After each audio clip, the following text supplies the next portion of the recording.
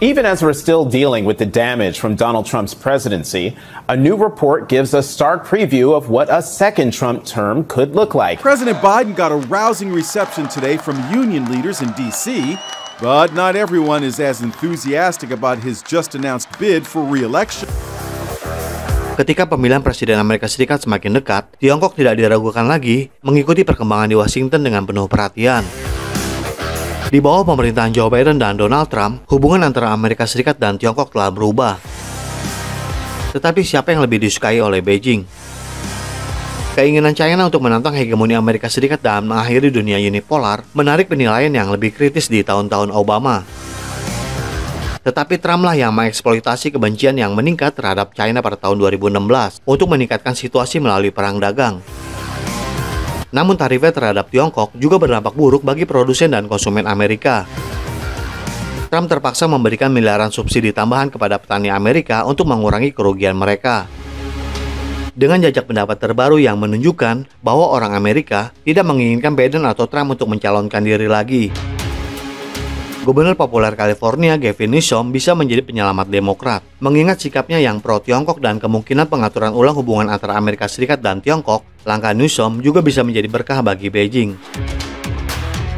Dan di episode kali ini, kita akan membahas apakah Newsom bisa menjadi kandidat dalam pemilihan presiden mendatang di Amerika Serikat, dan apa pengaruhnya dengan Tiongkok di masa mendatang.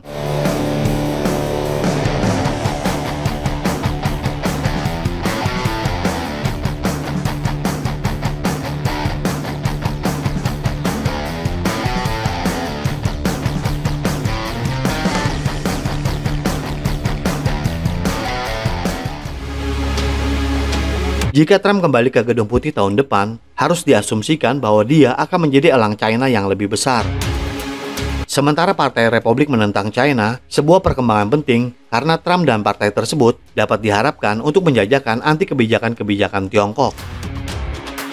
Meskipun ini akan merugikan kepentingan Amerika, selama hal tersebut memuaskan basis pemilihan mereka, ketidakpastian Trump adalah hal yang sangat penting. Sebab Trump bukanlah seorang ideolog atau pragmatis. Lantas pertanyaannya, adakah yang akan terkejut jika suatu pagi dia bangun dan memutuskan hubungan diplomatik Amerika Serikat dan Beijing? Kami pikir mungkin tidak akan ada yang terkejut. Yang paling penting, pada masa jabatan kedua tanpa adanya pemilu lanjutan yang perlu dikhawatirkan, Trump bisa benar-benar tidak berdaya. Kita juga tidak boleh lupa, meski mengklaim telah memenangkan pemilihan terakhir, Trump menuduh China menggunakan pandemi COVID-19 untuk bersekongkol melawan pemilihannya kembali. Name gets further and further away from China as opposed to calling it the Chinese virus. Sementara Joe Biden juga bukan presiden yang paling ramah terhadap Tiongkok. Selama kampanye pemilihannya, Biden menyebut Presiden Tiongkok Xi Jinping sebagai preman dan kemudian menjadi diktator. Biden juga mempertahankan tarif Trump dan memberlakukan pembatasan ekspor lebih lanjut pada chip komputer berteknologi tinggi dan mesin yang digunakan untuk memproduksi semikonduktor di Tiongkok. Biden bertujuan untuk menahan Beijing mendapatkan chip canggih yang diperlukan untuk penelitian ilmiah mutakhir serta teknologi luar angkasa dan militer. Namun dalam beberapa minggu terakhir situasinya telah mereda. Salah satunya karena para pejabat senior di Amerika Serikat telah bertemu dengan rekan mereka di Tiongkok untuk melakukan pembicaraan yang tampaknya konstruktif. Menteri Keuangan Amerika Serikat Janet Yellen bahkan memberitahu Tiongkok mengenai peraturan baru investasi Amerika Serikat di Tiongkok, sebuah tanda perdamaian tanpa kenaifan. Pemerintahan Biden juga telah beralih dari pembicaraan tentang pemisahan menjadi pengurangan resiko. Sebut saja decoupling atau de-risking, dampak buruk dari kebijakan Amerika Serikat terhadap Tiongkok tidak hanya berdampak pada perdagangan.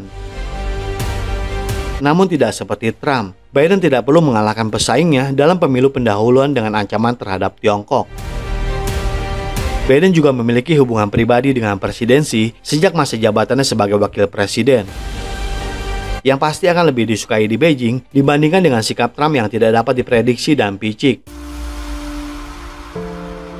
Jika Beijing mempunyai suara dalam pemilihan presiden Amerika Serikat, mungkin akan lebih memilih untuk melihat Biden tetap berkuasa dan memberi waktu 4 tahun lagi kepada Trump. Namun, ada skenario di mana Tiongkok tidak harus berurusan dengan kedua tokoh tersebut. Dan jika Partai Demokrat ingin mempertahankan Gedung Putih, mereka harus mempertimbangkannya dengan serius. Jajak pendapat baru-baru ini menunjukkan bahwa Amerika tidak ingin Biden atau Trump mencalonkan diri lagi. Meskipun Biden meraih kesuksesan, peringkat persetujuannya tetap mengecewakan. Dan yang mengejutkan banyak orang, Biden setara dengan Trump dalam satu pertandingan ulang yang hipotesis. Bahaya bahwa Trump dapat kembali ke Gedung Putih terlepas dari semua masalah hukumnya. Dugaan hasutan pemberontakan dengan kekerasan dan penghinaannya secara umum terhadap supremasi hukum dan demokrasi sangat nyata. Dan Demokrat berhak khawatir. Tetapi bagaimana jika ada kandidat selain Biden yang ikut? Meskipun pencabutan pencalonan presiden yang sedang menjabat merupakan keputusan yang tidak biasa atau memintanya untuk mengundurkan diri, situasinya memerlukan tindakan yang tidak biasa. Tetapi tujuan utamanya adalah menjaga Trump menjadi presiden lagi. Jawaban atas teka-teki ini bisa jadi adalah Gubernur California Gavin Newsom yang akhir-akhir ini berkampanye untuk Biden. Penampilannya di pentas nasional juga sempat menjadi perbincangan soal kemungkinan dirinya menantang Biden.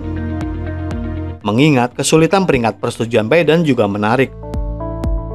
Meskipun skenario seperti itu tampaknya dibuat-buat, termasuk dalam wawancara dengan Fox News dan menyetujui debat hipotesis dengan kandidat Partai Republik Ron DeSantis.